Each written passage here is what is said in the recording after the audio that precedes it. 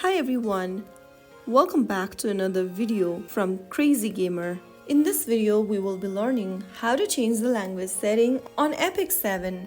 If you want to change the language, open up the Epic 7 app first and then go to the top right corner and tap on the blue waffle menu. Now in the pop-up menu, click on the gear button at the bottom right. This will open up the settings page where you'll need to tap on the globe icon on the left-hand menu. Now, from the game language drop-down, select the language of your choice.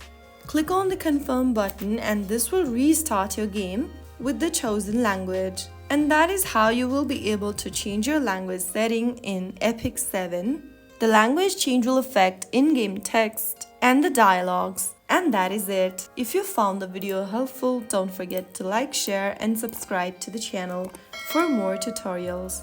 I'll see you in the next video. Thank you for watching.